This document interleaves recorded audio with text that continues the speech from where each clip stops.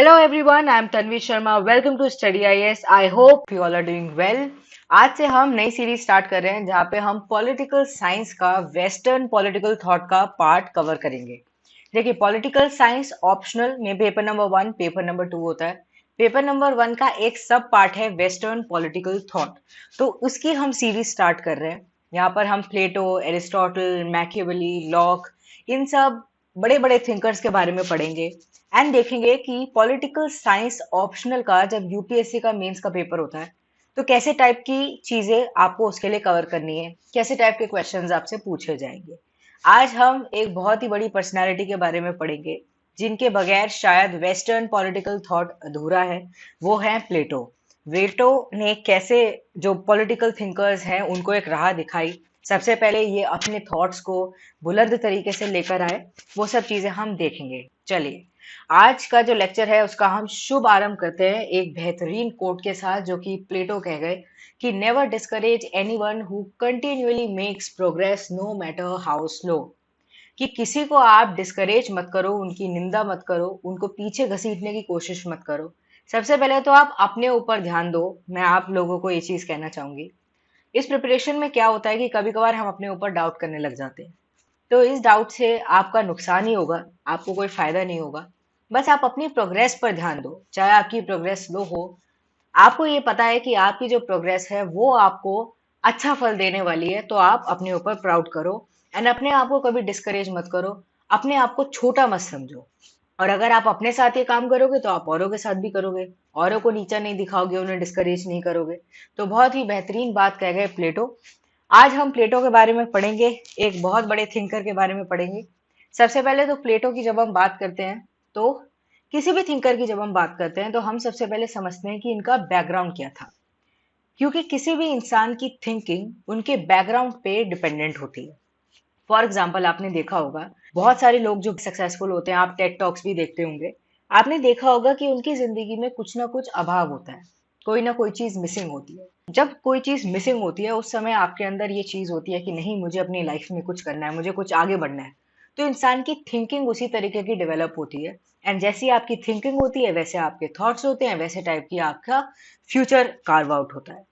तो ऐसे ही प्लेटो थे। इनकी जो बैकग्राउंड है उसको हम सबसे पहले कवर करेंगे और उसको एक कहानी की तरीके से लेंगे। अगर हम किसी भी चीज को कहानी के तरीके से समझेंगे तो वो हमारे दिमाग में बैठ जाएगा। और अगर ये समझेंगे कि नहीं, ऑप्शनल है इसलिए हमें पढ़ना है, तो हमें वो फायदा नहीं करने वाला। तो आज हम प्लेटो के बारे में पढ़ेंगे। प्लेटो बहुत अमीर परिवार से थे। He was an एथीनियन। एथीनियन का मतलब ये है कि ग्रीक एम्पायर के अंदर एक सिटी स्टेट थी, एथेंस, वहां से बिलोंग करते थे। और ये इसलिए इतने इंपॉर्टेंट है क्योंकि ये एक अकेडमी लेकर आए जिसको the first higher institution learning in western world के लिए पहचाना जाता है। मतलब इससे बड़ा इंस्टीट्यूशन कोई फॉर्म नहीं हुआ था वेस्टर्न वर्ल्ड के अंदर, इसलिए ये इतने ज्यादा फेमस है। और उसी इंस्टीट्यूशन से आए थे Aristotle. Aristotle was studying over there. Aristotle थे प्लेटो के शिष्य एंड प्लेटो थे शिष्य ऑफ सोक्रेटिस। तो ये एक लीनियज है जो कि आपको याद रखनी है कि सोक्रेटिस के शिष्य थे प्लेटो, प्लेटो के शिष्य थे एरिस्टोटल। और ये जो इनके टीचर्स हैं, इनका भी इनके ऊपर इन्फ्लुएंस है, ठीक है। क्योंकि टीचर आपको जो सिखाता है वो आपके दिमाग में रहता है, उसी से ही आप अपनी जो लॉजिकल थिंकिंग होती है उससे सोचते हो कि ये चीज मुझे अपनी लाइफ में लेनी चाहिए, एम्बाइब करनी चाहिए, और ये चीज नहीं मुझे अच्छी लग रही तो इस चीज को मुझे रहने देना चाहिए। ऐसे ही होता है असल जिंदगी में, ये यहाँ पे हमें देखने को मिल रहा है। सबसे पहले समझते हैं कि प्लेटो की जो कहानी है वो कहाँ से शुरू होती है। देखो, ये कहानी स्टार्ट होती है 431 बीसी टू 404 बीसी के दौरान, जब पेलोपिनेशियन वॉर देखने को मिलती है ग्रीक अंपायर में। ठीक है, तो हम प्लेटो के बिहाफ पर समझेंगे कि ये पेलोपिनेशियन वॉर है क्या। ध्यान से सुनिएगा, कहानी की तरह सुनिएगा, आपको मजा आने वाला है। और आप उसके बाद इस कहानी को जो अगर आपके दिमाग में बैठ गई तो आप समझ जाओगे कि प्लेटो जो भी कहेगा, थ्योरी ऑफ जस्टिस जो उनका आएगा, या थ्योरी ऑफ स्टेट आएगा, या फिलोसोफर किंग के बारे में वो बताएंगे, वो क्यों बोल रहे हैं सब, ये आप बहुत अच्छे से समझ पाएंगे। स्टार्ट करते हैं हम पेलोपिनेशियन वॉर से। ये जो वॉर है, सबसे पहले इसको समझने के लिए आप यहाँ देखिए। पहले जो ग्रीक अंपायर था, जो आज का ग्रीस कंट्री है, वो कुछ ऐसी दिखती थी। उसके अंदर बहुत सारे छोटे छोटे सिटी स्टेट्स थे, ठीक है। जैसे कि हमारे देश में भी था, आपने देखा होगा पहले क्या था, छोटे छोटे राज्य थे, वो अपना अलग अलग शासन करते थे, कहने को एक पूरा इंडिया था, ठीक है। ऐसे यहाँ पर बहुत सारी सिटी स्टेट्स थी। इनमें से एक था एथेंस और एक और था स्पार्टा, ठीक है। तो ये जो एथेंस है, यहाँ से बिलोंग करते थे हमारे प्लेटो, द फेमस पॉलिटिकल थिंकर। अब यहाँ की जो कहानी है ये यहाँ से स्टार्ट होती है कि जो एथेंस था वो बहुत ज्यादा स्ट्रॉन्ग सिटी एम्पायर था, बहुत स्ट्रॉन्ग था। एंड एथेंस के कंट्रोल में बहुत सारे और सिटी स्टेट्स रहते थे। वो परेशान भी थे, बट क्योंकि एथेंस बहुत ज्यादा मिलिट्री स्ट्रांग था, मिलिट्री भी नहीं, स्पेसिफिकली नेवी उनकी बहुत ज्यादा स्ट्रांग थी, तो वो उनकी बात मानते थे। तो यहाँ पर क्या था, सिटी स्टेट्स में डिवाइडेड था, बट एथेंस ने फॉर्म किया एक लीग, जिसको हम कहते हैं दी डेलियन लीग, ठीक है।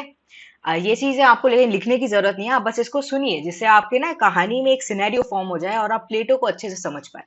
इन्होंने डेलियन लीग फॉर्म करी, बहुत स्ट्रांग थी। इस लीग के अंदर ये था कि जितनी भी सिटी स्टेट्स हैं, हम सब मिलकर एक दूसरे के साथ खड़े रहेंगे। अगर किसी के ऊपर भी वॉर की लाइक सिचुएशन आएगी या किसी के ऊपर अटैक होगा, हम सब मिलकर एक दूसरे का साथ देंगे और दुश्मन को भगा देंगे, ठीक है। तो ये चीज ये लेकर आए, और इसके बदले में हम क्या करेंगे, एक साथ एक यूनिट की तरह वर्क करेंगे, थोड़ा सा पैसा कंट्रीब्यूट किया, थोड़ी सी आर्मी कंट्रीब्यूट करी, ये सब चीजें हम करेंगे, ठीक है जी। एथेंस बहुत ज्यादा स्ट्रांग बन गया। अब एथेंस जब इतना स्ट्रांग बन रहा था, कोई भी अगर पावर एक जगह पे आपको ज्यादा बढ़ती हुई नजर आती है, तो जो आसपास का जो एरिया होता है उनको भी इनसिक्योरिटी होने लग जाती है। वो क्या करते हैं, वो भी कोशिश करते हैं कि हमें भी अपनी पावर थोड़ी बढ़ानी चाहिए। या आपको चाइना और इंडिया के बीच में भी थोड़ी सी सिचुएशन ऐसी दिखने को मिलती है, ठीक है। तो ये यहाँ पर स्टार्ट हो गया। एथेंस जब इतना स्ट्रांग नजर आने लगा तो स्पार्टा ने सोचा हमें भी स्ट्रांग होना चाहिए। उन्होंने भी अपना ग्रुप बना लिया, दी पेलोपेनेशियन लीग। अब इन दिनों में लड़ाई स्टार्ट हो गई, डेलियन लीग वर्सेस पेलोपेलेशियन लीग। ये 431 बीसी में एक दूसरे के आमना सामना करने लगे, और आर्किमिडेमस ने इन्वेट कर दिया एथेंस को, जो कि एक स्पार्टन किंग थे। और इस समय जब उन्होंने इन्वेट किया, एथेंस बहुत ज्यादा कॉन्फिडेंट थे कि अरे हमें कुछ नहीं होने वाला, कोई बात नहीं, हमारी तो नेवी इतनी स्ट्रांग है और हमारे लोग भी, हम इतनी अमीर सिटी स्टेट है, हमें कुछ नहीं होगा। और ऐसा हुआ भी, दे वॉन। बट एथेंस की किस्मत खराब थी। उन्होंने 429 बीसी के अराउंड देखा, एक भयंकर बीमारी प्लेग फैल गई उनके देश में, बहुत सारे लोग मर गए, बहुत सारे लोग बीमार हो गए, आर्मी के लोग भी बीमार हो गए, बहुत सारे जो लीडर्स थे वो भी बीमार हो गए। तो स्थिति बहुत ज्यादा खराब हो गई और बहुत लॉस में वो चली गई। इसी टाइम पर उनका जो एक राजा था पेरिडिस, जो लीडर थे मेन, वो उनकी भी डेथ हो गई, तो उनकी लीडरशिप भी चली गई। और इसी टाइम पर स्पार्टा सोच रहा था कि इनके ऊपर अटैक कर देंगे, पर उसने कहा कि यार कोई फायदा नहीं, यहाँ पे तो वैसी प्लेग फैली हुई है, बीमारी फैली हुई है, हम यहाँ पर चले जाएंगे तो हमें भी शायद लग जाए, हम भी बीमार हो जाएं, तो अच्छा है कि अभी थोड़ा सा वेट करते हैं। तो कुछ दिन, कुछ साल शांति रही। 421 बीसी के अराउंड आ जाता है पीस ऑफ निशियस। पीस ऑफ निशियस एक तरीके का एक एग्रीमेंट था, जो कि ये दोनों एथेंस और स्पार्टा लेकर आते हैं कि हमारा बहुत लॉस हो गया है, बस हमारा हो गया अब लड़ाई, अब हम 50 साल तक कोई लड़ाई नहीं करेंगे। बहुत बड़ा एग्रीमेंट इन्होंने एक साथ ले लिया, बहुत बड़ा वादा ले लिया, जो कि देखने में ही हमें पता चल रहा है कि थोड़ा झूठा सा साउंड कर रहा है। कोई बात नहीं, अब इन्होंने 50 साल तक कोई लड़ाई नहीं करेंगे इसका एग्रीमेंट कर दिया। बट इनके जो अलाई सिटी स्टेट थे, जैसे एथेंस की जो डेलियन लीग थी उसके अंदर बहुत सारे सिटी स्टेट थे, स्पार्टा की जो द पेलोपोनेशियन लीग थी उसके अंदर सिटी स्टेट थे, वो एक दूसरे से लड़ते रहते थे। उनका एक दूसरे में जो ईगो वॉर है वो चलती रहती थी, रिसोर्सेज के ऊपर चलती रहती थी। तो इस वजह से इनडायरेक्टली हमेशा वॉर के अंदर रही ही, एथेंस वर्सेस स्पार्टा चलता ही रहा। एथेंस के पास नेवी बहुत ज्यादा स्ट्रांग थी और स्पार्टा के पास आर्मी बहुत ज्यादा स्ट्रांग थी। इसी के बाद एक एथेंस के यंग पॉलिटिशियन लीडर आए जिनका नाम था एल्कीबिडिस, और उन्होंने कन्विंस किया लोगों को कि बस बहुत हो गया, अब हम स्पार्टा के ऊपर अटैक करेंगे। डायरेक्ट अटैक नहीं करेंगे क्योंकि उनकी आर्मी स्ट्रांग है। हम क्या करेंगे, स्पार्टा की एक सिटी स्टेट है सिसिली, सिसिली बेसिकली, उसके ऊपर हम अटैक करेंगे। अब सिटी सिसिली के ऊपर अटैक करने का क्या फायदा होगा, हम इनकी एक अलाइड स्टेट के ऊपर अटैक कर रहे हैं तो हम इसको जीत पाएंगे, एक तो ये हमारे अंडर आ जाएगी, उसके रिसोर्सेज भी हमारे पास मिल जाएंगे, ऊपर से स्पार्टा बहुत ज्यादा कमजोर होता हुआ नजर आएगा। ये इस राजा ने सबको कन्विंस कर दिया, और हिस्ट्री गवाह है कि अगर आपकी कन्विंसिंग पावर अच्छी है तो आप लोगों को जल्दी बहका सकते हो। तो इन्होंने वही काम किया, अपनी फोर्सेस को लेकर ये सिसिली में चले गए और लड़ाई का इनिशिएशन कर दिया। अब जब लड़ाई स्टार्ट हुई, इन्हें देखने को मिला कि स्पार्टा का तो पलड़ा बहुत ज्यादा भारी है। सबसे पहले तो ये राजा जिन्होंने सबको इतना ज्यादा भलाया फुसलाया, ये निकल गए, यहाँ से भाग गए और वहां पे फोर्स को छोड़ दिया कि वो लड़ते रहें। अब इस समय एक फोर्स जिसका जो लीडर है वो भाग गया है, वो किसी और की टेरिटरी पर बैठे हुए हैं और स्पार्टा के साथ लड़ने में लग रहे हैं। इस टाइम पर उनको एक लीडर की जरूरत थी, तो ये जो पीस ऑफ निसियस हुआ था, ठीक है, ये जो निसियस थे, इनको इसका लीडर बना दिया गया। अब ऐसा इंसान जो कि पीस लाना चाहता था एथेंस और स्पार्टा के बीच में, कभी नहीं सोचा था कि लड़ाई जैसी सिचुएशन आए, उनको एथेंस का लीडर बना दिया, फोर्सेस का लीडर बना दिया, ना चाहते हुए भी उन्हें लड़ना पड़ा। लड़ते लड़ते उन्हें समझ आ गया कि स्पार्टा जीत रहा है, उनका पलड़ा बहुत ज्यादा भारी है, हमें यहाँ से निकल जाना चाहिए। पर इनकी सबसे बड़ी कमजोरी थी दैट ही वॉज सुपरस्टिशियस। ये हमें आम जिंदगी में भी देखने को मिलता है। जो इंसान सुपरस्टिशियस होता है वो कहीं ना कहीं पीछे रह जाता है, इसलिए it is important for us scientific temper. तो यहीं पे यही हुआ। ये जो निश्चय थे, इन्होंने सोचा कि अभी नहीं निकलेंगे हम 27 दिन बाद निकलेंगे, क्योंकि लग रहा है चंद्र ग्रहण। इसीलिए क्या देखने को मिला, एथेंस की मिलिट्री जो कि पहले से ही लीडरलेस थी, इतनी ज्यादा लॉस झेल चुकी थी और सिली सिली में बैठी हुई थी, स्पार्टा के अगेंस्ट लड़ रही थी। उनकी सिचुएशन पहले ही खराब थी, फिर और भी ज्यादा खराब हो गई। सबसे पहले तो उनकी नेवी को डिफीट कर दिया, फिर उसके बाद 404 बीसी में एथेंस ने फाइनली सरेंडर कर दिया स्पार्टा के अगेंस्ट। मतलब एथेंस हार गया, स्पार्टा जीत गया। एथेंस जो कि स्पार्टा से कंपैरेटिवली बहुत ज्यादा स्ट्रांग थी, हार गई। प्लेटो जहां पर रहते थे, उनकी स्टेट जिसपे उनको गर्व था, उसकी डेमोक्रेसी पर गर्व था, वो हार गई। अब ये जो हारना था इसका एथेंस का, ये प्लेटो के ऊपर बहुत बड़ा इम्पैक्ट क्रिएट करता है। प्लेटो के दिमाग में यही चलता रहता है कि कैसे मेरी स्टेट हार सकती है, ऐसी क्या सिचुएशन फॉर्म हो गई कि हमारी स्टेट हार गई। और स्टेट कोई भी हारी कोई भी जीती, दोनों ही स्टेट ने बहुत ज्यादा नुकसान देखा। एथेंस और स्पार्टा ने, दोनों की इकोनॉमी बर्बाद हो गई, दोनों के लोग बहुत ज्यादा मर गए और ट्रेड वगैरह सब डिस्टर्ब हो गया।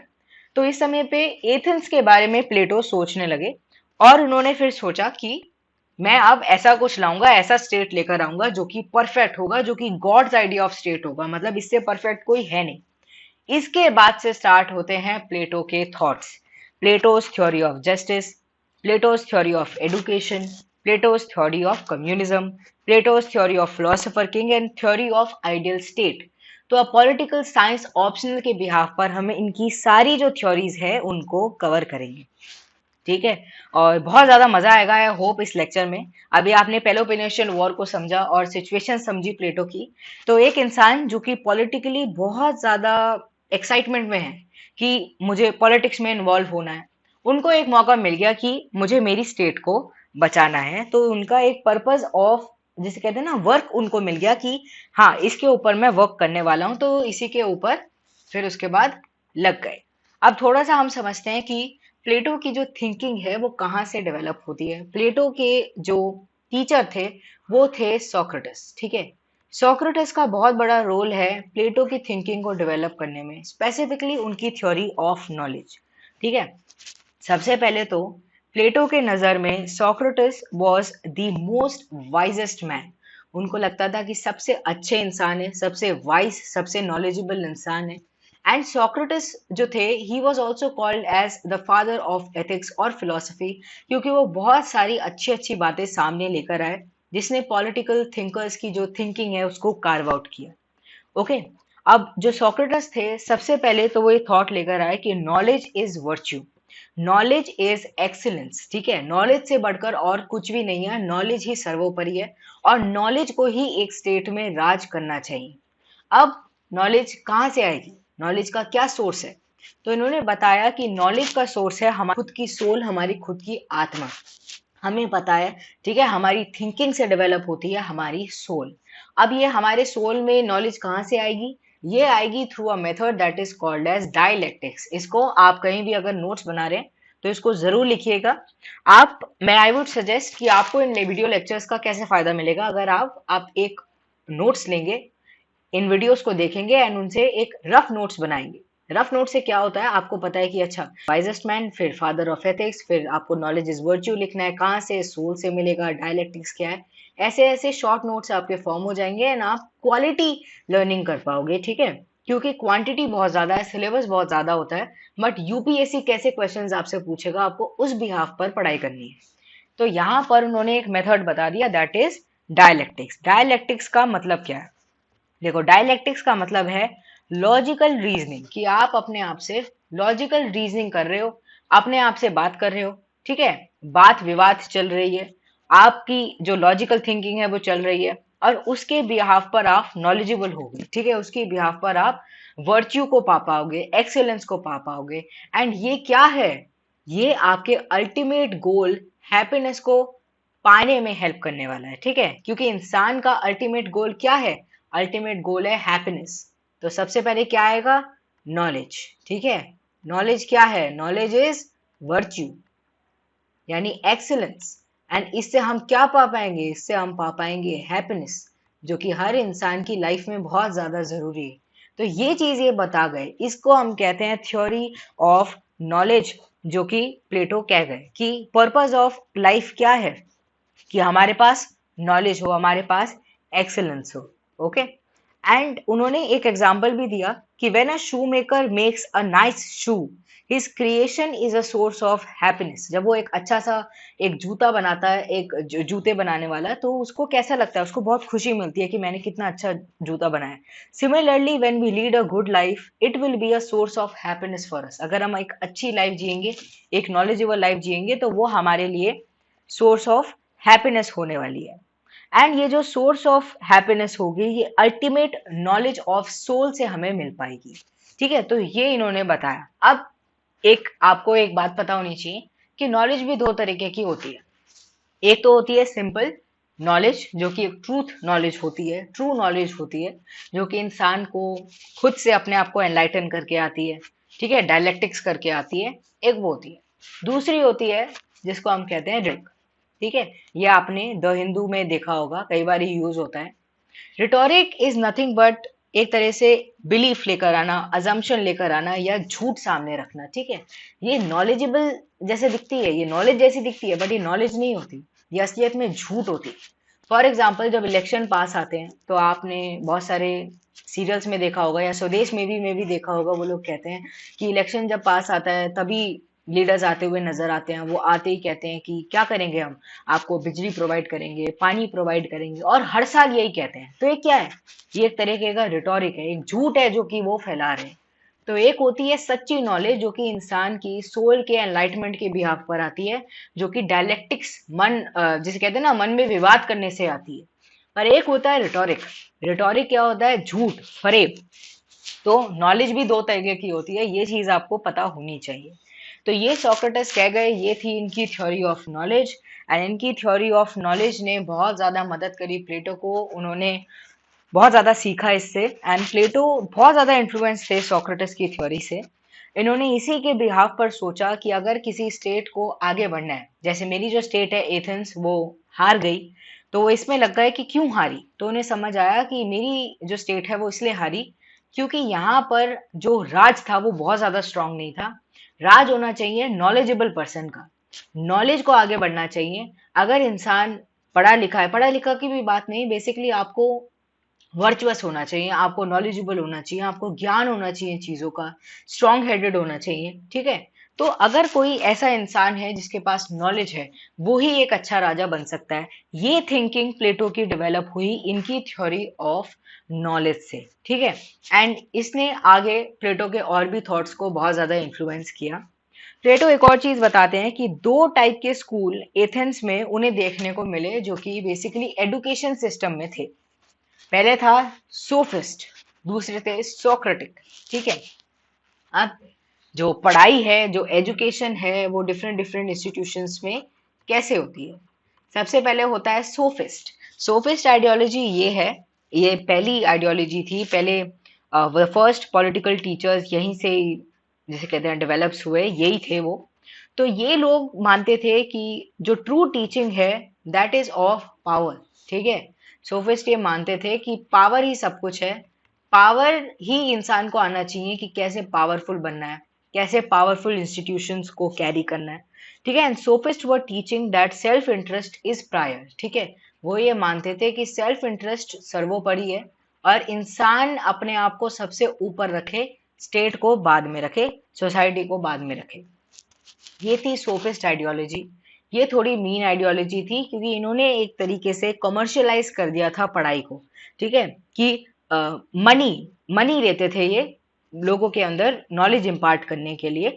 और जो सोक्रेटिक थे वो बिल्कुल इनके अपोजिट थे, वो इसके अगेंस्ट थे। वो ये मानते थे किसी को नॉलेज देने के लिए पैसे देने की जरूरत नहीं है। एंड वो कहते थे कि sophist ideology is nothing but it's a rhetoric. ठीक है, ये झूठ है, ये एक तरीके से गलत चीजें फैला रहे हैं। लोगों को कह रहे हैं कि पढ़ाई मतलब कि आप पावर डायनेमिक्स पढ़ो, पढ़ाई मतलब कि आप अपने सेल्फ इंटरेस्ट को ऊपर रखो, पढ़ाई मतलब कि आपको पैसे देने पड़ेंगे, पैसे से आप नॉलेज को खरीद सकते हो।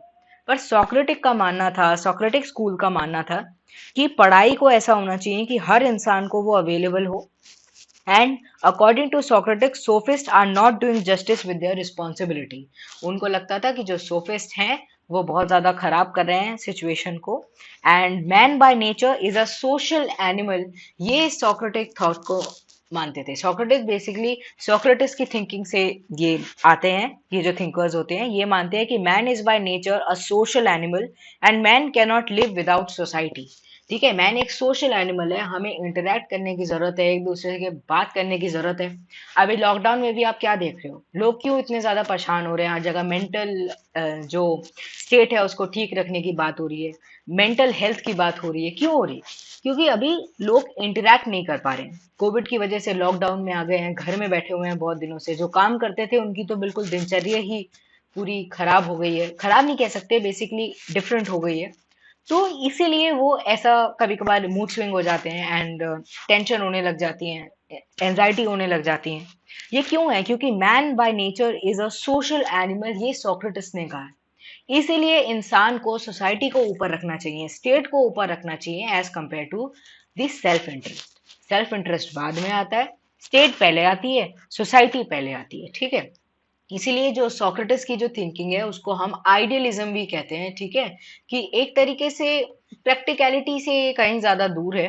ठीक है, प्रैक्टिकलिटी भी नहीं, बेसिकली अपने आइडियाज को ज्यादा, जिसे कहते हैं ना, बढ़ावा देते हैं, अपने आइडियाज को बहुत ज्यादा आगे देते हैं। एंड प्लेटो को भी इसलिए आइडियलिस्ट कहा जाता है क्योंकि it gives priority to the society over self. And वो इम्पोर्टेंस देते हैं वैल्यूज को ओवर मैटर। सोक्रेटिस भी यही करते थे कि वैल्यूज को आपको ज्यादा, जिसे कहते हैं, तवज्जो देनी है एज कंपेयर टू मैटर। ठीक है, आइडिया, आइडिया बहुत ज्यादा जिसे कहते हैं आइडिया ही सब कुछ है, आइडिया ही आगे बढ़ना चाहिए। मैटर कुछ भी नहीं है, मटीरियलिस्टिक वर्ल्ड कुछ भी नहीं है। ठीक है, तो बेसिकली आइडियलिज्म आपको ये सिखाता है कि क्या चीज होनी चाहिए। ठीक है, और मैटर क्या, एक तरह से प्रैक्टिकलिटी पे वर्क करता है। जो आइडियलिस्ट लोग हैं वो बेसिकली स्पिरिचुअल वर्ल्ड को तवज्जो देते हैं, गॉड को तवज्जो देते हैं, वेर एज जो मैटर या मटीरियलिस्टिक होते हैं वो क्या करते हैं, वो फिजिकल वर्ल्ड को, मैटर को तवज्जो देते हैं। बेसिकली आपको ये जो जो डिस्टिंक्शन है ये याद रखना है। अब जो प्लेटो थे, उन्होंने ये थिंकिंग से ये डेवलप किया कि एक तो हमारे देश में एथेंस में क्या प्रॉब्लम है कि वहां पे सोफिस्ट आइडियोलॉजी चल रही है। एजुकेशन पैसे से खरीदी जा रही है और एजुकेशन के नाम पर जो भी चीजें सिखाई जा रही हैं वो बस इसलिए सिखाई जा रही हैं कि इंसान पॉलिटिक्स में आए और पावर के लिए लड़े, पावर के लिए जिए, पावर के लिए मरे। और ये चीज बिल्कुल गलत है। तो सबसे पहले तो इन्होंने ये समझा कि हमारे देश का जो एजुकेशन सिस्टम है वो ठीक नहीं है। फिर इन्होंने देखा कि हमारे देश में जो इग्नोरेंट लोग हैं वो रूल कर रहे हैं, यानी जिनके पास नॉलेज नहीं है, जो कि हार्मनी नहीं चाहते हैं, जो कि सिर्फ पावर के लिए लड़ना चाहते हैं, वो लोग राज कर रहे हैं। और इसीलिए हमारा एथेंस स्पार्टा से हार गया। ठीक है, ये चीज उन्होंने कब सीखी? ये चीज उन्होंने सीखी जब वो सोक्रेटिस की जो बातें थे उनको सीख रहे थे। उन्होंने खुद से एनालाइज किया और उन्होंने ये चीज नोटिस करी कि एथेंस के अंदर बहुत सारी कमियां हैं और अब जो मैं जो थॉट्स लेकर आऊंगा वो उन कमियों को पूरा करे। ये इनकी बेसिक थिंकिंग थी। एंड एक और चीज है रूल ऑफ नॉलेज, जो कि वो उन्होंने इसी से डेवलप किया था, theory of knowledge of Socrates से, कि फिलोसोफर किंग, इनके बारे में भी हम आगे एक्सटेंसिव रूप से कवर करेंगे। अभी आप सिंपली समझिए कि फिलोसोफर किंग, फिलोसोफर किंग का मतलब ये है एक ऐसा इंसान जो कि बहुत ज्यादा पढ़ा हुआ हो, 50 साल तक वो पढ़ा ही हुआ हो, उन्होंने बहुत सारे स्क्रीनिंग टेस्ट दिए हों और बहुत सारी चुनौतियों को जिसे कहते हैं पार करके वो आगे बढ़े हो, और उसके बाद वो फिलोसोफर बन गए हो, खूब पढ़ाई कर ली हो उन्होंने, और फिर उनको राजगद्दी संभाली जाए, उनको राजा बनाया जाए, वो है नॉलेजेबल इंसान, वो बहुत अच्छा राज करने वाले हैं। और सबसे बेहतरीन बात यह है कि वो सिर्फ फिलोसोफर किंग की आइडियोलॉजी को सामने नहीं लेकर आए, वो फिलोसोफर क्वीन की भी आइडियोलॉजी को सामने लेकर आए। मतलब ही अ फेमिनिस्ट। उस टाइम पर भी उन्होंने ये सोचा कि नहीं, male as well as female दोनों ही एक स्टेट को चला सकते हैं, दोनों ही एक स्टेट पर राज कर सकते हैं। ठीक है, तो Plato is also called as the first feminist, क्योंकि वो फिलोसोफर क्वीन की जो थिंकिंग है उसको सामने लेकर आए। अब ये चीज आप याद रखिएगा कि जो सोक्रेटिस थे उनके जो स्टूडेंट थे वो थे प्लेटो, एंड प्लेटो के स्टूडेंट थे एरिस्टोटल। ठीक है, तो ये लिनिएज है, आप इसको ऐसे याद रख सकते हैं, SPA, स्पा से आप याद कर सकते हैं, या कैसे भी आपको याद करना है आप इसको देख लीजिएगा, बट आपको ये चीज याद रखनी है। क्यों? क्योंकि जब कोई भी टीचर होता है आपका, उनकी जो थिंकिंग होती है वो आपको इन्फ्लुएंस करती है, और फिर आप अगर किसी को पढ़ाओगे तो उनकी भी थिंकिंग आपसे इन्फ्लुएंस होके आएगी। ये ऐसा ही है जैसे एक मदर अपने बच्चे को पढ़ाती है, तो जैसे जैसे मदर कंडीशनिंग देती है वैसा ही बच्चा आगे बढ़ता है। ठीक है, सेम यहाँ पर वर्क कर रहा है। अब इनकी जो थिंकिंग थी वो ये हो गई थी कि मैं एक आइडियल स्टेट की आइडियोलॉजी लेकर आऊंगा जो कि गॉड्स आइडिया होगा, और यहाँ पर रीजन जो है, जो नॉलेज है, रीजन है, ठीक है, वो राज करने वाला है, फिलोसोफर किंग राज करने वाला है। ठीक है, तो अब इनकी सबसे पहली जो थिंकिंग है उसको हम बहुत एक्सटेंसिव रूप से कवर करेंगे, वो है थ्योरी ऑफ आइडिया। ठीक है, थ्योरी ऑफ आइडिया जो कि बहुत ज्यादा theory of knowledge of Socrates से रिलेटेड है। ठीक है, उससे बहुत ज्यादा कनेक्टेड है। यहाँ पे आप मटीरियलिस्ट, आइडियलिस्ट, इनके बारे में हम देख लिया है कि आइडियलिस्ट बेसिकली स्पिरिचुअल वर्ल्ड के बारे में बात करती है, वेयर एज जो मटीरियलिस्ट होते हैं वो मैटर, फिजिकल वर्ल्ड के बारे में बात करते हैं। दोनों डिफरेंट आइडियोलॉजीज हैं। प्लेटो आइडियलिस्ट की कैटेगरी में आते हैं। ठीक है, ये आइडिया को बहुत ज्यादा तवज्जो देते हैं एज कंपेयर टू मैटर। अब हम समझते हैं इनकी थ्योरी ऑफ आइडिया को। इनका जो थ्योरी ऑफ आइडिया है या थ्योरी ऑफ सोल है, दोनों को ही हम एक साथ कवर करेंगे। सबसे पहले इनका एक बहुत इंपॉर्टेंट चीज है that is called as allegory of cave, उसको हम समझते हैं। देखो, एलिगोरी ऑफ केव में ये है कि एक कुछ इंसान है जिनका जो हाथ है उसको बांध दिया गया है। ठीक है, और उनके जो हाथ बांध दिया गया है उसके बाद वो एक गुफा में बैठे हुए हैं। उस गुफा के अंदर वो ऐसे बैठे हुए हैं कि उन्हें गुफा का जो पीछे का साइड होता है जो कि क्लोज्ड होता है, सिर्फ उनको वहां पर वो दिखाई दे रहा है। ठीक है, उनका फेस उस तरफ है, उनकी पूरी बॉडी उस तरफ है, और उनकी पीठ उसकी ओपनिंग की तरफ है। तो उनको क्या दिखाई दे रहा है? उनको बेसिकली केव का बैक दिखाई दे रहा है। आप अगर आप कुछ तस्वीरों को या कोई भी अगर मैटर को आ, आग की जो कहते हैं, ठीक है, आग की मदद से आप उन्हें दिखाने की कोशिश करोगे तो उनको क्या दिखाई देगा? उनको सिर्फ उसकी शैडो दिखाई देगी। अब वो उसकी शैडो को देख रहे हैं। उस शैडो को देखते देखते वो क्या सोचेंगे? उनके दिमाग में चल रहा होगा कि ये रियलिटी है, ये ही चीज रियल है। ठीक है, एंड वो उसको सच मान बैठेंगे कि ये सच है। बट असली बात तो ये है कि जो उन्हें दिखाई दे रहा है it is nothing but an illusion of reality. वो एक इल्यूजन है, वो सच से बहुत ज्यादा दूर है। वो ये चीज जो कि वो देखना चाह रहे हैं, ठीक है, वो सच नहीं है। And they were considering it as real because they are ignorant. वो इग्नोरेंट है, उनके पास नॉलेज नहीं है, उनको पता नहीं है सच्चाई का। ठीक है, तो इसके द्वारा इन्होंने ये बताने की कोशिश करी है कि इंसान अगर इग्नोरेंट होता है तो वो सच्चाई से बहुत ज्यादा दूर होता है।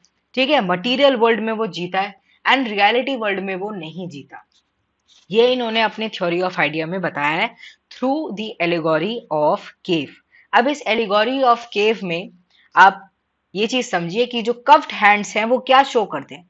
वो belief of the world show करते हैं जो कि रियलिटी से बहुत ज्यादा दूर है। एक तरह से लोगों के जो बिलीफ है उन्होंने उनको जकड़ा हुआ है, उनको उनको रोका हुआ है कि वो सच्चाई से बहुत ज्यादा दूर है। अब उनको क्या चाहिए?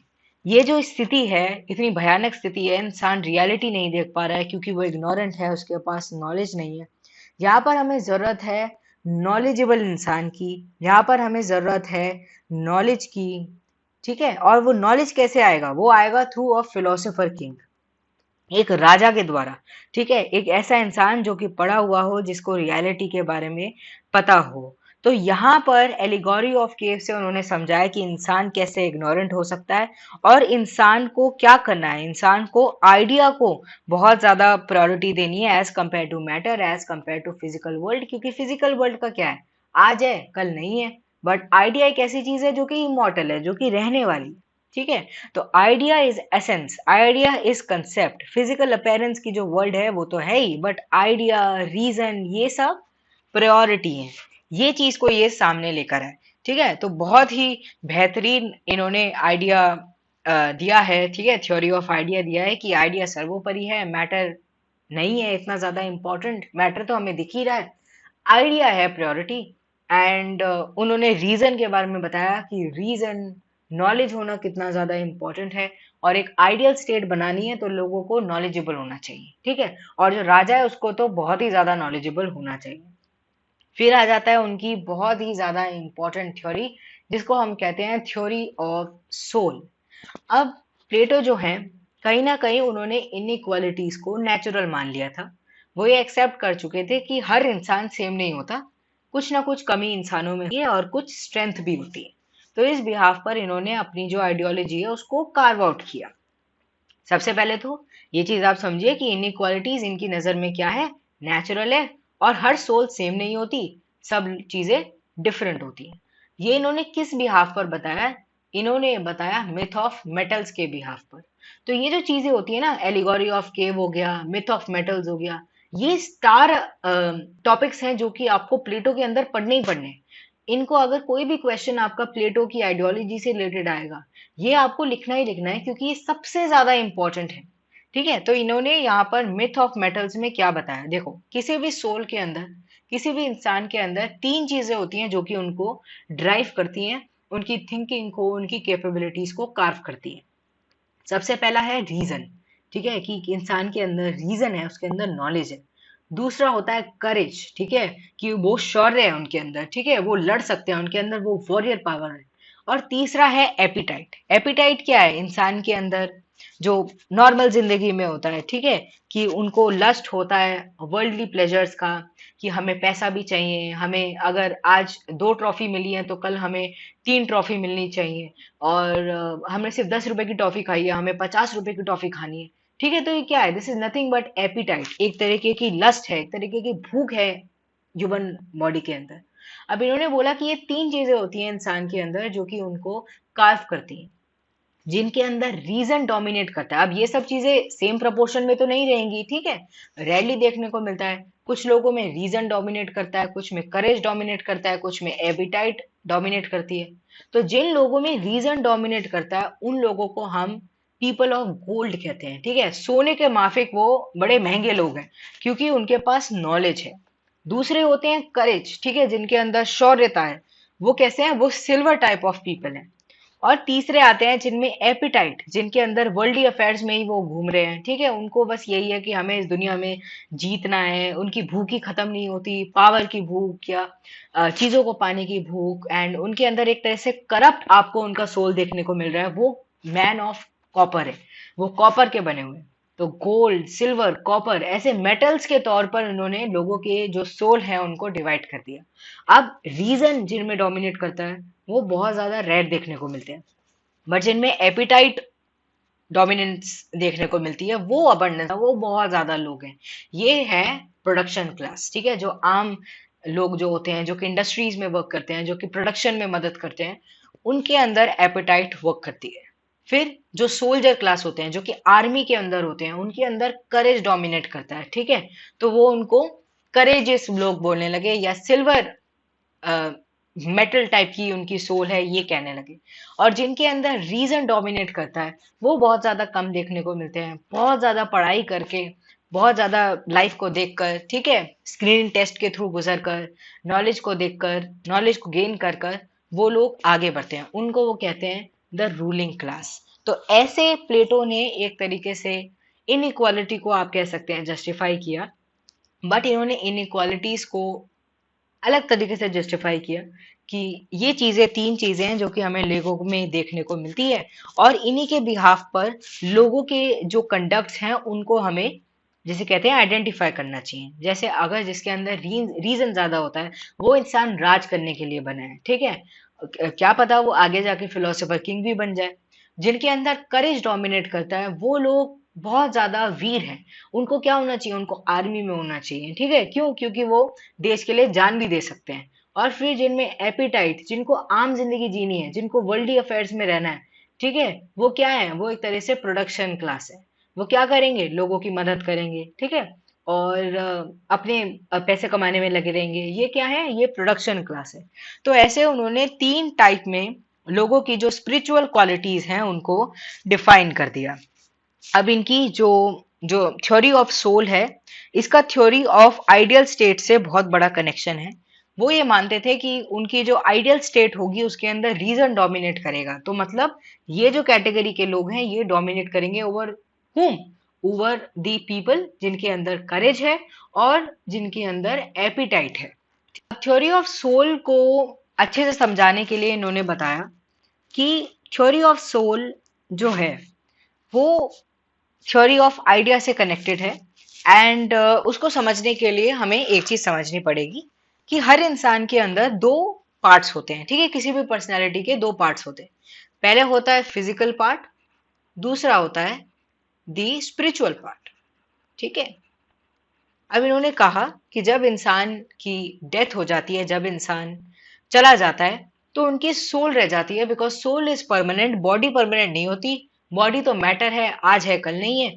बट जो सोल है वो इमॉर्टल है, वो रहती है। अब once the soul leave the body, it goes to the kingdom of God. वो भगवान के पास जाती है। और जब वो भगवान के पास रहती है, it looks at the perfect manifestation of different things in the kingdom of God, ठीक है। अलग अलग चीजों को देखती है वो। जब वो सोल वापस आती है तो वो वर्ल्डली थिंग्स को देखती है और चीजों को रिकलेक्ट करने की कोशिश करती है कि उन्होंने वहां पर क्या क्या देखा। Now it is for the reason we make distinction between perfect and imperfect forms. जो भी सोल जो कि केपेबल होगी वो ज्यादा रिकलेक्ट कर पाएगी एज कंपेयर टू दोज जिनके पास एपिटाइट है, ठीक है, जिनके पास बहुत ज्यादा रीजन है, नॉलेजेबल है। वो रिकलेक्ट कर पाएंगे कि इन्होंने क्या क्या देखा वहां पर। और जिनके एपिटाइट ही जिनकी बहुत ज्यादा उनके ऊपर डोमिनेट कर रही है, वो और चीजों के बारे में सोच ही नहीं पा रहे, बस अपने बारे में ही सोचे जा रहे हैं, वो इसको रिकलेक्ट नहीं कर पाएंगे। इसलिए एक आइडियल स्टेट वही है जहां पे मैन जो है, जो कि ज्यादा रिकलेक्ट कर पा रहा है, रीजन वाला, वो डोमिनेट करे, जो कि क्या है इनकी नजर में? एक फिलोसोफर किंग है। तो ऐसे इन्होंने अपनी थ्योरी ऑफ सोल को मिथ ऑफ मेटल्स के द्वारा बताया। और इन्होंने उसके लिए एक एग्जांपल भी दिया कि फिजिकल एंड स्पिरिचुअल दोनों कैटेगराइजेशन में हम देखते हैं किसी भी पर्सनैलिटी को। और जो हमारा स्पिरिचुअल नेचर है, जो कि हमारी सोल है, वो कितना ज्यादा रिकलेक्ट कर पाती है, उसके बेसिस पर हमें लोगों को, सोल को डिवाइड करना चाहिए। ये थी उनकी थ्योरी ऑफ सोल। तो अभी तक हमने उनकी थ्योरी ऑफ आइडिया को देखा, फिर हम थ्योरी ऑफ सोल को समझ रहे हैं। और इन दोनों में ही बहुत ज्यादा आपने देखा होगा कि सोक्रेटिस का बहुत इंपॉर्टेंट रोल है। उनकी जो थिंकिंग थी, कैसे वो लोगों को देखते थे, कैसे वो उनकी थिंकिंग स्टेट की तरफ थी, वो प्लेटो की आइडियोलॉजीज में भी देखने को मिलती है। अब हम इनकी आती हैं थ्योरी ऑफ जस्टिस पर। सबसे पहले तो प्लेटो ने अपनी थ्योरी ऑफ जस्टिस बताने से पहले ही कह दिया कि गॉड्स आइडिया ऑफ जस्टिस है, इससे ऊपर कुछ नहीं है। ये सबसे बेहतरीन बात है जो कि मैं आप लोगों को बता रहा हूँ, ठीक है। एंड ये जो इनकी थिंकिंग है, ये इसलिए भी आई क्योंकि ये चाहते थे कि इनकी जो स्टेट है वो एक आइडियल स्टेट बने। अब आपको अपनी स्टेट एक आइडियल स्टेट बनानी है, तो आपको पूरी कोशिश करनी है कि आपकी जो थिंकिंग है उसको लोग ये मान ले कि ये तो भगवान ने कहा है, इस पे ऊपर तो स्टैंप लग गया है कि इससे बेहतरीन बात कोई हो ही नहीं सकती। तो इसलिए इन्होंने अपनी थ्योरी ऑफ जस्टिस को कहा कि ये तो गॉड्स आइडिया ऑफ जस्टिस है, इससे ऊपर कुछ नहीं है, ये अल्टीमेट थॉट है। अब इनकी जो मेथोडोलॉजी थी वो भी इसमें डायलेक्टिक्स थी कि इन्होंने बात विवाद से इस चीज को ये सामने लेकर आए हैं। लॉजिकल थिंकिंग, इतनी सारी चीजों को देखकर, अपने अंदर सोच कर कि इसके क्या प्रोज हैं क्या कॉन्स हैं, ये सब सोचकर ये इस थिंकिंग को लेकर आए हैं, ठीक है। अब इसको समझने से पहले हम प्लेटो की जो डायलेक्टिक्स की मेथोडोलॉजी है उसको समझेंगे। देखो, सबसे पहले तो प्लेटो ने डायलेक्टिक्स किया बहुत सारे लोगों के साथ। ये अपने नाम देख रहे हैं, सेफेलस, पॉलीमार्कस, थ्रेसिमैकस एंड ग्लूकोन। तो इन सब लोगों को हम देखेंगे। चलिए, सबसे पहले हम समझते हैं कि सिफिलिस के साथ प्लेटो ने कैसे डायलेक्टिक्स के थ्रू अपनी आइडियोलॉजी को फॉर्म किया, और उनकी जो आइडियोलॉजी थी जस्टिस की, कैसे उसको एक तरह से कहा कि नहीं चलो ये तो ठीक है, ये तो ठीक नहीं है। बेसिकली प्लेटो अपनी आइडियोलॉजी को कार्व कर रहे हैं, तो और चीजों के और जो लोग हैं उनके साथ वो क्या कहेंगे कि आपकी आइडियोलॉजी में ये कमी है, ये चीज सही है, ये चीज सही नहीं है। यही उन्होंने किया, ठीक है, यही तो है लॉजिकल रीजनिंग। तो ये उन्होंने सिफिलिस के साथ स्टार्ट करी। सिफिलिस जो कि एक ओल्ड मैन थे, उन्होंने कहा that justice is doing once duty, कि आप अपनी ड्यूटी पूरी कर रहे हो। और दूसरा उन्होंने कहा कि justice is paying one's dues, आपने किसी से उधार लिए हैं या कोई भी चीज आपने अगर किसी से ली, आप उसको लौटा दो, वो जस्टिस है, वो सही चीज है। जस्टिस का मतलब क्या है? जस्टिस इज बेसिकली सही चीज करना, ठीक है, ये सही है, ये गलत है। तो उन्होंने बोला कि आपसे आपने किसी से उधारी ली है, किसी की आपने पेमेंट ली है, तो आप उसको टाइम पर लौटा दो। अब प्लेटो ने कहा कि चलो, आपकी पहली बात तो बिल्कुल सही है कि अपनी ड्यूटीज को करना बिल्कुल सही है, करनी चाहिए, कि justice is doing once duty, मैं बिल्कुल मानता हूँ। पर दूसरी बात जो आपने कही कि justice is paying one's dues, ये गलत है। ये क्यों गलत है? उन्होंने एक एग्जाम्पल दिया प्लेटो ने कि क्या कोई इंसान जो कि पागल है, आप उसका वेपन उसको वापस लौटाओगे? जो कि इंसान पागल हो गया है, उसको अगर आप उसका वेपन वापस लौटा दोगे तो वो क्या करेगा?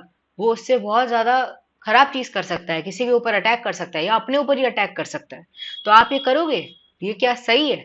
तो इस पे सेफेलस कहीं ना कहीं डगमगा गए। ठीक है।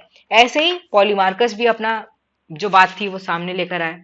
पॉलीमार्कस ने कहा कि paying one's dues means being good to the friend and bad to the enemy. ठीक है, कि आप अच्छे हो अपने दोस्त के साथ और बुरे हो अपनी एनिमी के साथ। ठीक है। अब प्लेटो ने इसके रिस्पॉन्स में कहा कि जस्टिस कैन हार्म एनीवन। ठीक है, this does not accept that justice can harm anyone. उन्होंने ये कह दिया कि नहीं मानता मैं कि जस्टिस किसी को भी हार्म पहुंचा सकता है, कि हम अपनी एनिमी के साथ बुरे हो जाएं। और क्या पता कौन सा इंसान हमारा दोस्त है और कौन सा इंसान हमारा दुश्मन है, कैसे हम पता लगा पाएंगे? ठीक है। तो इस चीज पर प्लेटो ने उनको काउंटर कर दिया। फिर आए थ्रेसिमैकस। थ्रेसिमैकस बहुत ज्यादा इंपॉर्टेंट है, क्योंकि ये एक बहुत बेहतरीन बात सामने लेकर आए, जो कि आप अपने नोट्स में जरूर लिखना, कि justice is the interest of stronger. ठीक है, जस्टिस जो है वो स्ट्रांग इंसान को मिलता है, स्ट्रांग जो कि पावरफुल है। ये कहीं ना कहीं सच बात है, बिल्कुल एक रियलिस्ट व्यू है। ठीक है, इससे ज्यादा सच कोई हो नहीं सकता जो कि थ्रेसिमैकस सामने लेकर आए। और कहीं ना कहीं ये इस बात को जस्टिफाई करते हैं, जो कि आपने देखा सुना होगा, the survival of the fittest. जो इंसान फिट है वो सर्वाइव कर जाता है। ये हमें इन्वायरमेंट में भी देखने को मिलता है। बहुत सारी जगह क्या हो रहा है कि क्लाइमेटिक चेंजेस आ रहे हैं, उसकी वजह से बहुत ज्यादा म्यूटेशंस कॉज हो रही है ऑर्गेनिजम्स के अंदर। अब जो म्यूटेट कर जाता है, वो समय के साथ बदल जाता है, जो कि फिट रहता है वो जी जाता है, और जो नहीं कर पाता वो एक्सटिंक्ट हो जाता है। ठीक है। अभी जो पोलर बेयर हैं वो बहुत ज्यादा, उनकी जो संख्या में कम होती हुई नजर आ रही है, क्योंकि जो एंटार्क्टिक है, आर्टिक रीजन है, दोनों में ही बहुत ज्यादा सिचुएशन खराब हो रही है। उनका जो टेम्परेचर है वो बढ़ रहा है। ठीक है, तो वो अब अडेप्ट नहीं कर पा रहे हैं, क्योंकि सिचुएशन वहां पर बिगड़ रही है। इस वजह से उनका एक्सटेंशन हो रहा है। तो ये क्या है? This is nothing but survival of the fittest. जो अपने आप को बदल पाएगा, जो अपने आप को टाइम से ठीक कर लेगा, वो जी जाएगा, और जो नहीं कर पाएगा वो पीछे रह जाएगा। तो जस्टिस यही है, जो इंसान स्ट्रांग है, जो इंसान पावर में है, वो जस्टिस पालेगा। ठीक है, वो ही यार्डस्टिक बन जाएगा ऑफ राइट एंड रॉन्ग। ठीक है।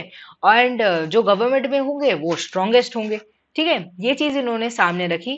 तो थैसी मैकस के अंदर आपको कहीं ना कहीं सिविल डिसोबीडियंस का जो हिंट है वो देखने को मिलेगा। ठीक है, कहीं ना कहीं सिविल डिसोबीडियंस का हिंट आपको उनके थॉट्स में देखने को मिलेगा। अब प्लेटो के पास बहुत ज्यादा इनका कन्विंसिंग काउंटर नहीं था, क्योंकि ये बहुत ही सही बात कह गए, जो कि एक बहुत बड़ा सच है। एंड थ्रेसिमैकस की जो थिंकिंग है, अगर आप इसको एनालाइज करो, तो आप बताना मुझे नीचे कमेंट सेक्शन में कि ये कैसी टाइप की थिंकिंग है। अगर मैं आपको कहूंगी कि आपको सोफिस्ट और सोक्रेटिस में से बताना है कि इनकी थिंकिंग कैसी टाइप की है। ठीक है, तो आप कैसी क्या बताएंगे? देखो बेसिकली इनकी थिंकिंग कैसी टाइप की है, इनकी थिंकिंग है सोफिस्ट टाइप की। सोफिस्ट क्या थे? पावर को तवज्जो देते थे कि पावरफुल इंसान ही सब कुछ है, पावरफुल को ही जिसे कहते हैं ना आगे बढ़ना चाहिए। एंड हमने अभी पीछे सोफिस्ट एंड सोक्रेटिक की बेसिकली जो थिंकिंग को डिस्कशन में लिया था, हमने एजुकेशन की बेसिस पर लिया था। बट वैसे भी सोफिस्ट एंड सोक्रेटिस एक तरीके की थिंकिंग है। तो जो सोफिस्ट थे वो पावर को तवज्जो देते हैं। ठीक है, एंड उनका ये मानना है कि जो मैन है वो प्रायर है एंड सोसाइटी बाद में आती है, स्टेट बाद में आती है। ठीक है, एंड जो सोक्रेटिस है वो बिल्कुल उल्टे हैं। वो एथिक्स के बारे में बात करते हैं, वो बात करते हैं कि स्टेट ऊपर है और इंसान की खुद की सेल्फ बाद में आती है। ठीक है, तो यहाँ पर जो थ्रेसीमैकस ने बताया ये क्या है, ये सोफिस्ट आइडियोलॉजी है जो कि पावर को ऊपर रखती है कि जो इंसान पावरफुल है वो जीतेगा, उसका जस्टिस है, उसको सब चीज मिलने वाली है, और जो कि पावरफुल नहीं है वो कहीं ना कहीं बैटल में लूज कर रहा है। इसके लिए प्लेटो ने बोला कि ऐसा नहीं है, ये गलत है मानना कि जो स्टेट है, जो लॉज हैं, वो सिर्फ रूलिंग क्लास के लिए चलते हैं, या जो गवर्नमेंट में है, जो स्ट्रांग है, सिर्फ उन्हीं के लिए चलते हैं। ठीक है, ये उन्होंने बोला। इसके लिए उन्होंने एक एग्जाम्पल दिया। अब एग्जाम्पल को समझिए आप, सोक्रेटिस से रिलेटेड है। सोक्रेटिस की डेथ कैसे हुई थी? सोक्रेटिस को बेसिकली एक्यूज किया गया था कि जो जो ग्रीक के जो बच्चे हैं उनको वो मिसलीड कर रहे हैं, उनको बहला फुसला रहे हैं, ऐसी ऐसी बातें बता रहे हैं जो कि गलत हैं, जो कि उनके माइंड को करप्ट कर रही है। और इसके लिए उनको लाइफ इम्प्रिजनमेंट मिला था कि आजीवन वो क्या करेंगे, आजीवन वो जेल में रहेंगे। अब इतनी भयंकर स्थिति उन्हें मिल रही थी, इस टाइम पर वो चाहते तो वो कह सकते थे कि मेरी कोई गलती नहीं है, मैं सही हूं, मैं गलत नहीं हूं। बट उन्होंने ऐसा नहीं कहा। सोक्रेटिस चाहते तो एस्केप कर सकते थे प्रिजन से। ठीक है, जिसके अंदर वो जा रहे थे वो वहां से भाग सकते थे, पर वो भागे नहीं। क्यों? क्योंकि उनको एक विश्वास था कि ऐसा नहीं है, मैं एक नॉर्मल सिटीजन हूँ, मैं मानता हूँ कि मुझे भी जस्टिस मिलेगा एंड स्टेट मेरे साथ गलत नहीं कर सकती। तो ये बहुत ज्यादा कन्विंसिंग काउंटर नहीं दिया प्लेटो ने, बट फिर भी उन्होंने ये बात को नकारने की कोशिश करी कि जस्टिस ऐसा नहीं है कि सिर्फ स्ट्रांग को मिलता है, नॉर्मल इंसान के लिए भी वो है। तो बेसिकली थ्रेसीमैकस ने ये बताया कि व्हाट इज, क्या रियलिटी है, और प्लेटो बताते हैं व्हाट ऑट टू बी, क्या मानना चाहिए। ठीक है, तो इसलिए प्लेटो को हम आइडियलिस्ट कहते हैं। अब फिर आते हैं लास्ट में ग्लूकॉन। ग्लूकॉन ने कहा कि justice is the interest of weak. ये बिल्कुल ही उल्टा लेकर आ गए। According to him those who are weak and are unable to protect themselves come together to form the state. ठीक है, वही लोग स्टेट बनाते हैं। एंड स्टेट क्या है? State is basically a contract between strong and weak. जो लोग वीक हैं, जो लोग स्ट्रॉन्ग हैं, एक दूसरे के साथ कॉन्ट्रैक्ट में आते हैं। स्ट्रॉन्ग इसलिए आते हैं क्योंकि एक तरह से उनको अपना जो रिस्पॉन्सिबिलिटीज है उनको पूरा करना है, और वीक इसलिए आते हैं क्योंकि उनको सिक्योरिटी चाहिए फ्रॉम द स्ट्रॉन्ग। ठीक है, एंड स्ट्रॉन्ग क्या करेंगे? राज करेंगे, एंड वीक क्या करेंगे? उनको सिक्योरिटी मिल जाएगी। तो एक कॉन्ट्रैक्ट बन गया है बेहतरीन सा। ये ही जस्टिस है। Justice is the interest of weak. ठीक है, वीक जस्टिस की डिमांड करते हैं, वीक लोगों को जस्टिस चाहिए रहती है क्योंकि उनके साथ गलत होता है। तो ये बात उन्होंने सामने रखी। अब प्लेटो ने इसके रिस्पॉन्स में कहा कि नहीं, ये ठीक नहीं है, ये बिल्कुल गलत है। सबसे पहले तो उन्होंने माना कि स्टेट जो है वो नेचुरल है। ठीक है, स्टेट कोई ऐसी चीज नहीं है जो कि आप अलग से बना रहे हो, आर्टिफिशियली बना रहे हो, लोगों को साथ लेकर आ रहे हो। नेचुरली बहुत सारे लोग मिलते हैं एंड स्टेट को फॉर्म करते हैं। तो it is wrong to think that laws of the state are only in the interest of weak. ठीक है, यहाँ पे वीक और स्ट्रॉन्ग का तो मतलब ही नहीं है। स्टेट नेचुरली लोग बनाते हैं, तो कोई भी इंसान हो, कोई भी सिटीजन हो, उसको जस्टिस पाने का अधिकार है। ये थी थ्योरी ऑफ जस्टिस, इन्होंने कैसे आगे लेकर आया। अब प्लेटो का ओन आइडिया ऑफ जस्टिस ये था कि state is the individual writ large. ठीक है, स्टेट नेचुरल है एंड छोटे छोटे जो लोग हैं हम, वो सब मिलकर स्टेट को फॉर्म करते हैं। तो इंडिविजुअल रिट लार्ज बेसिकली ये है कि छोटे छोटे जो हम लोग हैं एक एक मिलकर, हमको अगर मैग्नीफाई कर दो तो एक स्टेट बन जाएगी। ठीक है, यही बात सच है। बहुत सारे लोग हैं, हम सब एक साथ, हम जितने भी जो भारतीय हैं वो सब एक साथ खड़े हो गए, हम जो इंडिया की जो लैंड है उस पर रहते हैं, तो हम एक स्टेट फॉर्म करते हैं जिसको हम एज इंडिया रिप्रेजेंट करते हैं। तो ये बात वो सामने लेकर आए। एंड जो स्टेट है वो नेचुरल नीड्स ऑफ मैन के बिहाफ पर फॉर्म होती है। And no person is self sufficient, ये उन्होंने माना कि कोई भी इंसान सेल्फ सफिशिएंट नहीं है। स्टेट क्या दिखाता है? स्टेट ये दिखाता है कि इंसान को इंटरडिपेंडेंस की जरूरत है, कि एक इंसान को इस चीज की कमी है, कोई बात नहीं, हम ऐसे इंटरडिपेंडेंट होकर एक दूसरे की सहायता कर सकते हैं। ठीक है, according to Plato, man of reason is dependent on the man of courage and appetite, and similarly man of appetite भी दोनों पे हैं, और उसके बाद मैन ऑफ करेज भी दोनों पर है। ऐसे एक दूसरे के साथ ये लोग इंटरडिपेंडेंट हैं, एक दूसरे के ऊपर ये जिसे कहते हैं ना सहायता के लिए डिपेंडेंट है, और ऐसे ये एक स्टेट फॉर्म करते हैं। तो इनकी जो थ्योरी ऑफ जस्टिस थी उसमें उन्होंने स्टेट को बोला कि state is individual writ large, state natural है, एंड स्टेट इंटरडिपेंडेंस की वजह से फॉर्म होती है। प्लेटो ने कहा कि स्टेट जो भी लोग इसमें रह रहे हैं उनका एक मैग्निफाइड वर्जन है। स्टेट उनकी नीड्स की वजह से फॉर्म होता है, स्टेट बहुत ज्यादा नेचुरल है, एंड स्टेट एक इंपॉर्टेंट एक स्टेटमेंट है जिसको आप अपने नोट्स में लिख सकते हैं कि state does not come out of oak और rock, it inherent in the mind of people who live in the state. ठीक है, इन्होंने बताया कि स्टेट ऐसी कोई चीज नहीं है कि एकदम से पत्थर से उठ के आ गई है या कहीं से प्रकट हो गई है। बेसिकली जो लोग इसमें रह रहे हैं उनकी थिंकिंग के अंदर, उनकी माइंड के अंदर स्टेट का फॉर्मेशन था, इसलिए ये स्टेट आई है। ठीक है, एंड उन्होंने इस स्टेट के बारे में बताया in the context of theory of justice. ये जो स्टेट है ये नेचुरल है, इस स्टेट के अंदर जस्टिस क्या है? Justice is nothing but peace, harmony and excellence. ठीक है, ये है पर्पस ऑफ जस्टिस। अब इस जस्टिस को हम कैसे ला पाएंगे? ठीक है, ये जस्टिस कैसे फॉर्म करेगा? एक सोसाइटी, थोड़ा सा पीछे का कंटेक्स्ट देखते हैं। एक सोसाइटी जिसमें लोगों को तीन में डिवाइड किया है, people of reason, people of appetite and people of courage. ठीक है, ये तीनों रह रहे हैं और ये लोग की कैपेसिटी डिफरेंट है, बिल्कुल डिफरेंट लोग हैं। यहाँ पर हमें इनको जस्टिस प्रोवाइड करना है, स्टेट को जस्टिस प्रोवाइड करना है जिससे पीस एंड हार्मनी रहे। तो कैसे करेंगे? इसके लिए इन्होंने दो बातें कह दी हैं जो कि आपको बिल्कुल याद कर लेनी है। मतलब अगर थ्योरी ऑफ जस्टिस आपसे कोई पूछे प्लेटो का, तो आपको ये दो बातें बतानी बतानी है। सबसे पहला तो है फंक्शनल स्पेशलाइजेशन। नाम से ही आपको पता है फंक्शनल, जो भी आप फंक्शन परफॉर्म कर रहे हो, उसमें स्पेशलाइजेशन कि each person is performing the task according to his natural aptitude, according to his और हर नेचुरल जिसे कहते हैं ना capacities.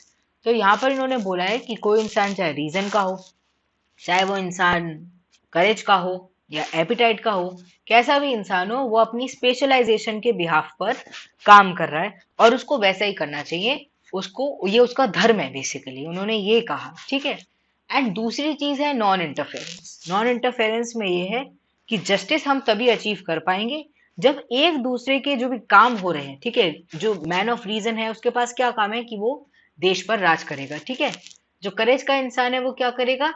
He will be in army, और वो जो अपना जिसे कहते हैं ना सिक्योरिटी के लिए हेल्प करेगा। फिर आता है मैन ऑफ एपेटाइट, वो किस लिए है? वो इंडस्ट्री में काम करने के लिए, प्रोडक्शन क्लास के लिए, नॉर्मल इंसान जो कि डेली वेजेस पर काम करता है, ठीक है, पैसा कमाता है, किसी के अंडर वर्क करता है। तो ये उनके काम है और एक दूसरे के काम में उनको इंटरफेरेंस नहीं करना चाहिए। पहले तो ये वो फंक्शनल स्पेशलाइजेशन पाले, अपने काम में स्पेशलाइजेशन पाले। दूसरा ये कि एक दूसरे के काम में अड़ंगी नहीं डाले। तो इन्होंने बड़ी सिंपल तरीके से बता दिया कि जस्टिस को कैसे हम अचीव कर पाएंगे।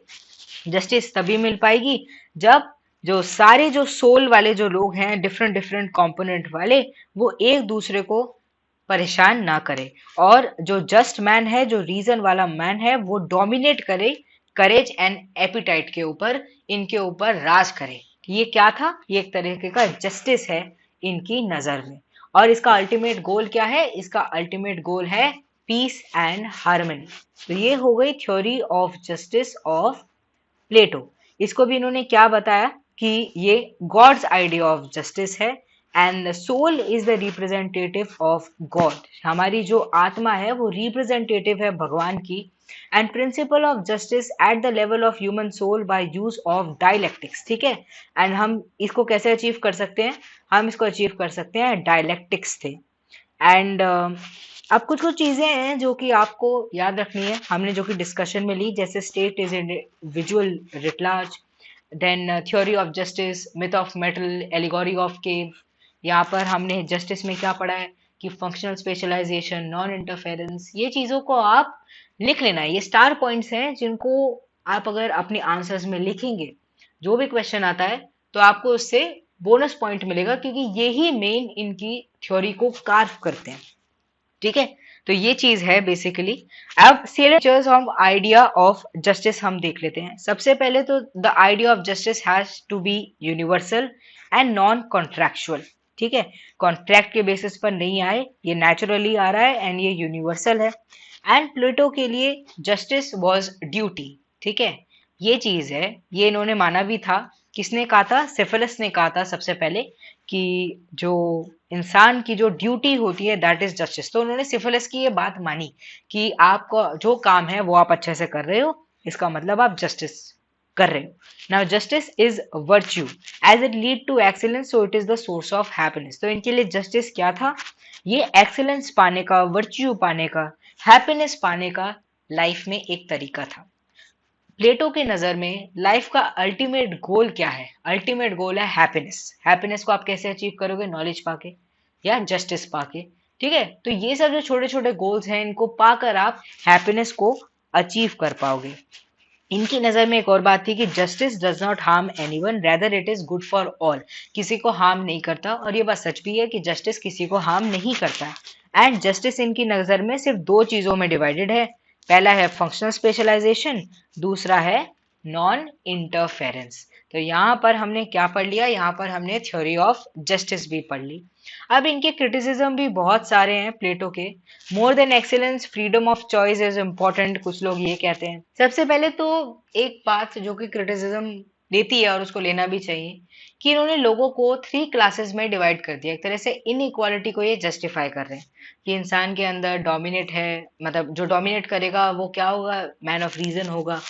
एंड जिसमें करेज होगा वो इंसान आर्मी में जाएगा। एंड जिसमें एपेटाइट होगा, मतलब एक तरीके से इनइक्वालिटी को जस्टिफाई कर रहे हैं। एक वैसा ही है ये, जैसे हम अपने वर्ण सिस्टम को भी हम इंडिया में देखते हैं, काफी ज्यादा क्रिटिसिज्म मिलता है।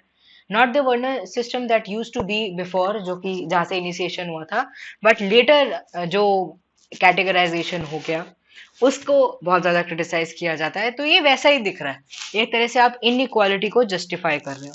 और उसके बाद आप कह रहे हो कि नॉन इंटरफेरेंस की, जो एपिटाइट वाला इंसान है वो रीजन वाला नहीं कर सकता काम, मतलब वो कभी राज नहीं कर सकता। जो करेज वाला है वो कभी नहीं सोच सकता कि मैं एक राजा बनूं। ठीक है, तो ये एक गलत चीज है, इससे तो जो स्टेट है वो रिस्ट्रिक्ट हो जाएगी। तो ये कुछ क्रिटिसिज्म है जो कि प्लेटो के सामने आते हैं। अब हम बढ़ते हैं प्लेटो की थ्योरी ऑफ एडुकेशन पर। थ्योरी ऑफ एडुकेशन बहुत मजेदार इनकी थ्योरी है जो कि ये सामने लेकर आए। एंड सबसे ज्यादा ये इसी थ्योरी के ऊपर, जैसे कहते हैं ना, ये इन्होंने सोक्रेटस का इन्फ्लुएंस आपको देखने को मिलेगा इसके अंदर।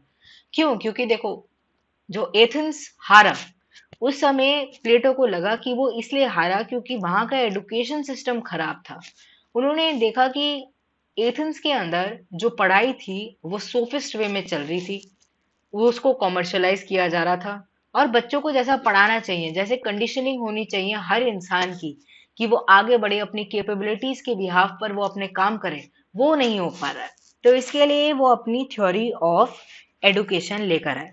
अब इनकी थ्योरी ऑफ एडुकेशन के लिए समझने से पहले हम देखेंगे कि इनकी उनको कुछ चीजें स्पार्टा की बहुत ज्यादा पसंद आई थी। उनमें से एक था पब्लिक एडुकेशन, कि स्टेट स्पॉन्सर कर रही है एडुकेशन को।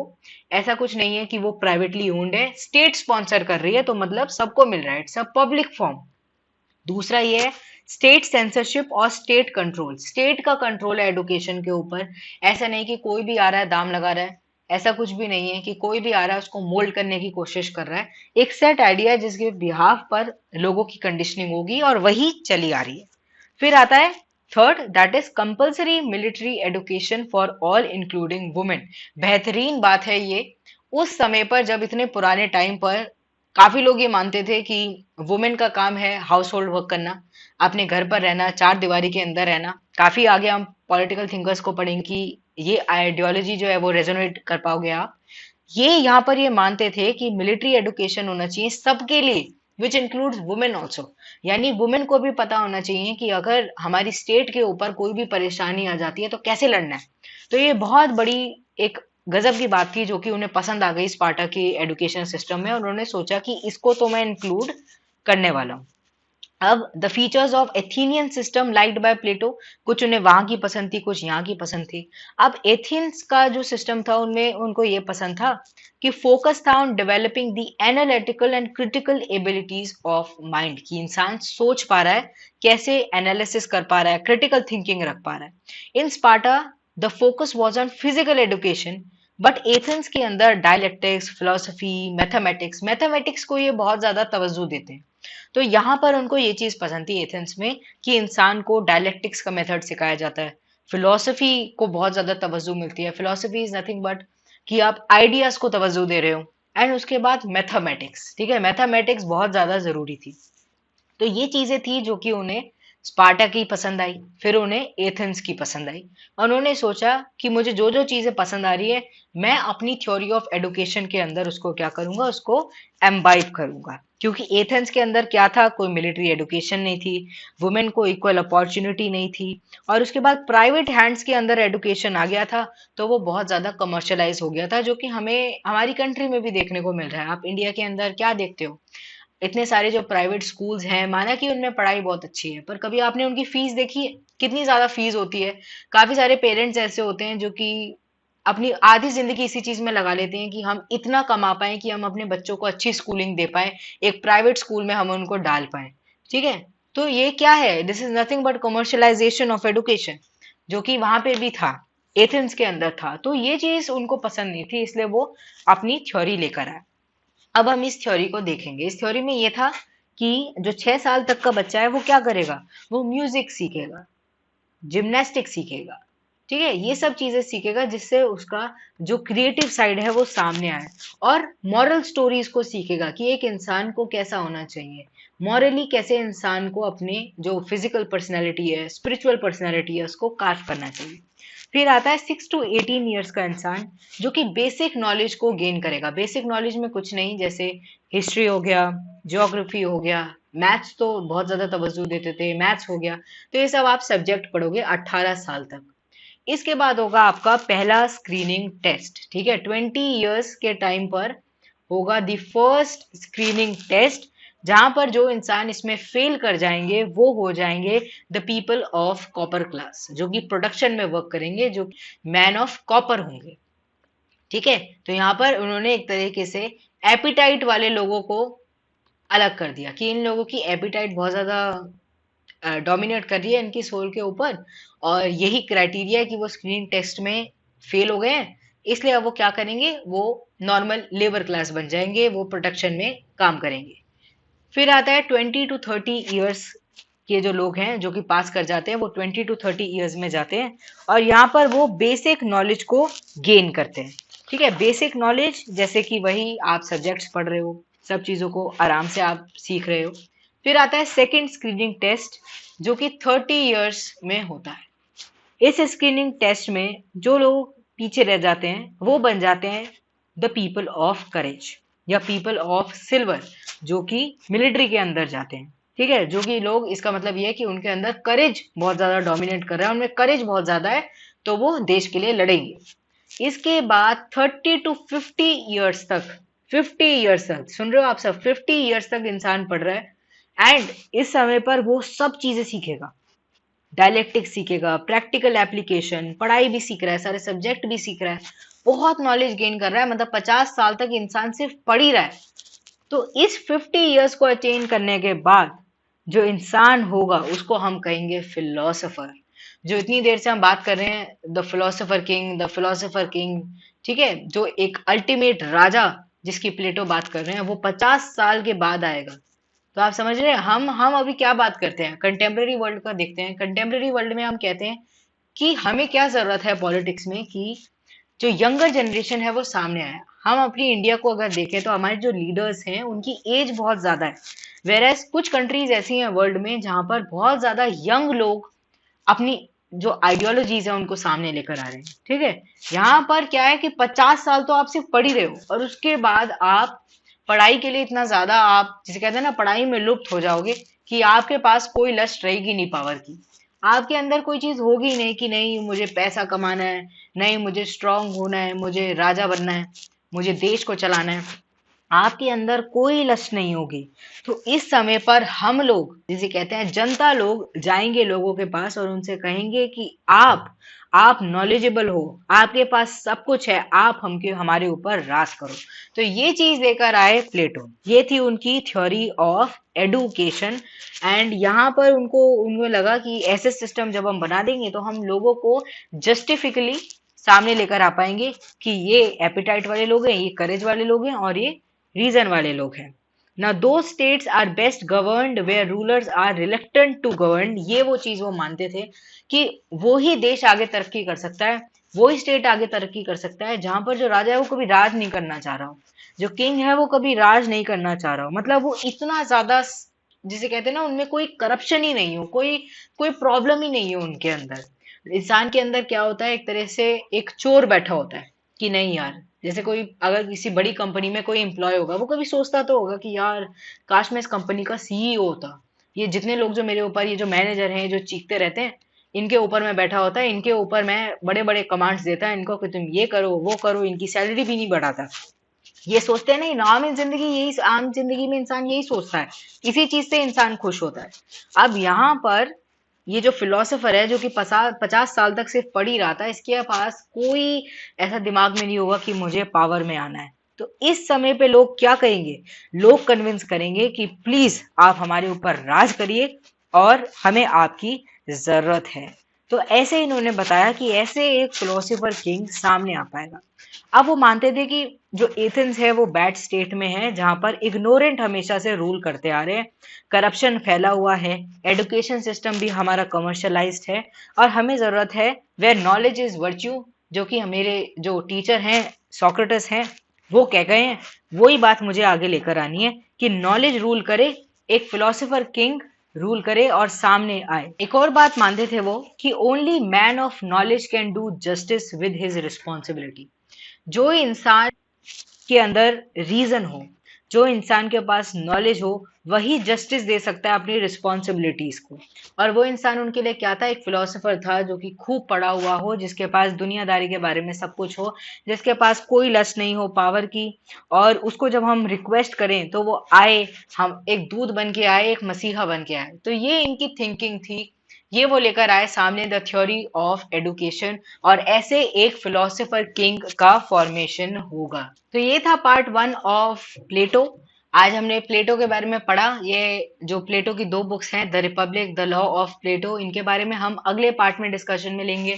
ऑल्सो अभी हमारी theory of communism, theory of philosopher king, हमने ये तो देख लिया कि फिलोसोफर किंग कैसे आएगा, बट फिलोसोफर किंग है क्या, कैसे टाइप का होगा। ठीक है, गांधी जी के जो राम राज्य की जो थ्योरी थी उससे इसका काफी ज्यादा रिलेशन है, वो चीज को हम समझेंगे। And what is theory of ideal state. ठीक है, इतनी सारी थ्योरी हमने पढ़ ली है, थ्योरी ऑफ जस्टिस देखा, सोल देखा, आइडिया देखा, एजुकेशन देखा।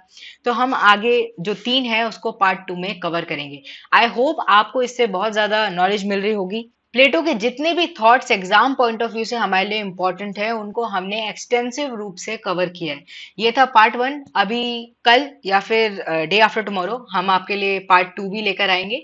तो प्लेटो को पार्ट 1 एंड पार्ट 2 में हम फुल्ली कंप्लीट कर लेंगे, उसके बाद हम आगे बढ़ेंगे एरिस्टोटल के ऊपर।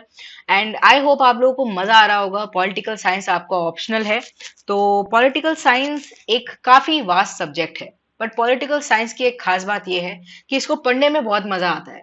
माना कि हम किसी के थॉट्स ही पढ़ रहे हैं, किसी ने बहुत साल पुरानी जो कहानी हुई है उसके बिहाफ पर अपने थॉट्स को कार्व किया, बट कहीं ना कहीं अभी आज के जमाने में भी हम इनकी रेलेवेंस को देख पाएंगे कि अरे ये तो अभी भी चलता है, अरे ये तो अभी भी देखने को मिलता है। तो यही इनकी खास बात है, इसलिए मजा आता है वेस्टर्न पॉलिटिकल थॉट्स को पढ़ने में। आई होप आपको ये वीडियो लेक्चर पसंद आ रहा है। ऐसे ही आप हमारी जो सीरीज है उनको लाइक करते रहिए। हर दिन सुबह 8 बजे आपके लिए द हिंदू आता है, उसको जरूर देखिएगा। बहुत अच्छी तरीके से अदिति मैम आपके लिए सिंपल एंड क्रिप्स भाषा में आपके लिए द हिंदू लेकर आती हैं। उसके बाद 10 बजे एनवायरमेंट एंड इकोलॉजी की क्लास होती है, उसको भी आप लीजिए, अंकिता मैम आपके लिए लेकर आती हैं। तो हम आपके लिए बहुत अच्छा कंटेंट प्रोवाइड करने की कोशिश कर रहे हैं, तो जरूर फॉलो करो, आपको बहुत ज्यादा मदद मिलेगी एग्जाम में। This was all for this video. पसंद आए तो लाइक का बटन जरूर दबाना। ओके, चलिए मिलते हैं अगले लेक्चर में। Bye bye.